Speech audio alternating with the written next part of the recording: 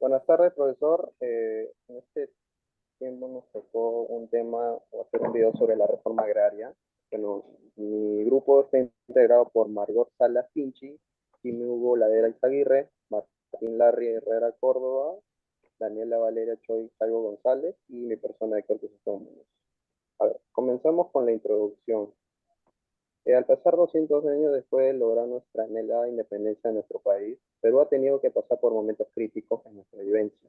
Desde el boom del guano y salitre, en este periodo tocó vivir el agua pleno de la época republicana, específicamente la República Aristocrática, la cual desde un comienzo en nuestro país fue visto por ojos muy tristes, puesto que esta comienza ya con el establecimiento de la jerarquía en nuestro país, se le debía respeto. Fue el periodo de 1895 a 1930, periodo de la inestabilidad económica, política y social, sobre todo por el tema del menosprecio a la clase proletaria, la sierra y las exportaciones en el mercado mundial y sus relaciones internacionales. La reforma agraria en Perú llevaba a cabo entre los años 1930 y 1990. Fue un proceso de redistribución de la tierra con el objetivo de mejorar la situación política, económica y social del país. Sin embargo, existen diferentes perspectivas sobre si esta reforma fue beneficiosa o no en cada uno de estos aspectos. Doy paso a mi siguiente compañero. Durante el periodo comprendido de 1895 y 1930, el Perú experimentó una serie de cambios y permanencias en los ámbitos políticos, económicos y sociales, que han dejado una huella muy profunda en el país hasta la actualidad. Estos conocimientos históricos proporcionan un contexto esencial para evaluar la beneficencia de la reforma agraria en el país.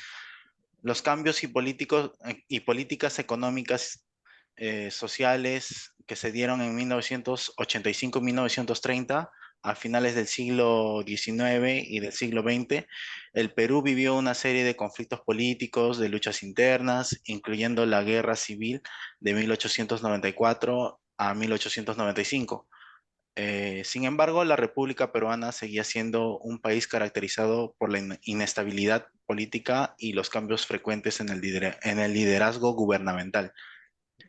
La inestabilidad política era una de las características constantes en el Perú de esa época y esta situación contribuyó a la fragilidad institucional del país. Por lo tanto, esta problemática tuvo un impacto a largo plazo en la capacidad del gobierno para implementar políticas efectivas. Los cambios económicos durante este periodo en el Perú fueron el experimento en un auge económico relacionado con la exportación de productos como el guano y el salitre.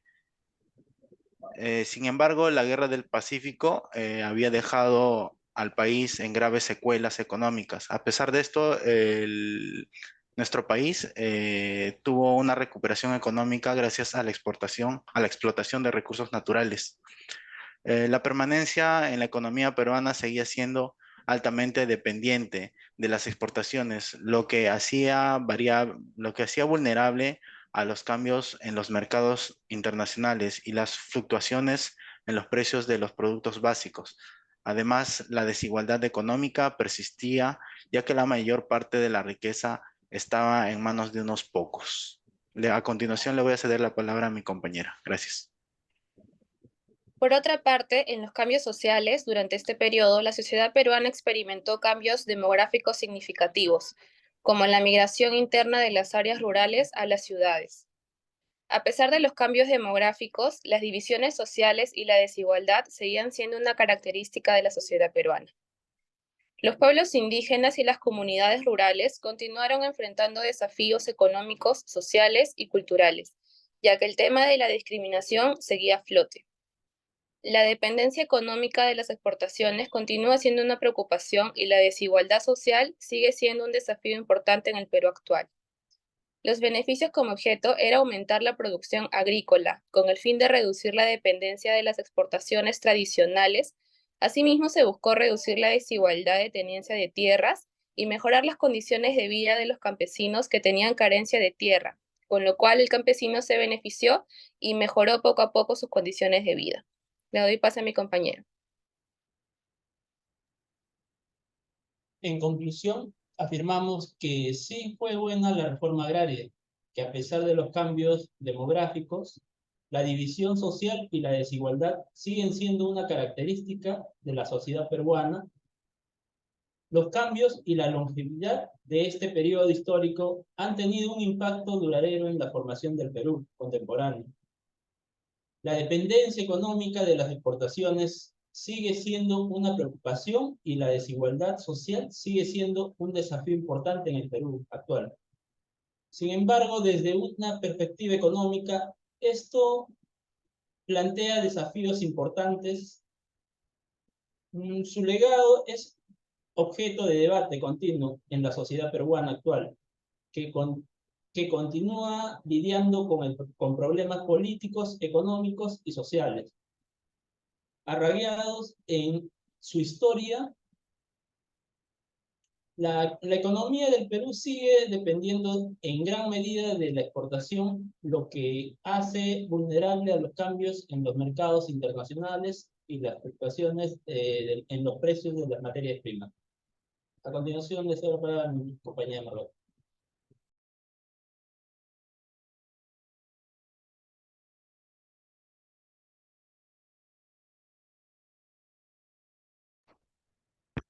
Margot, tu audio.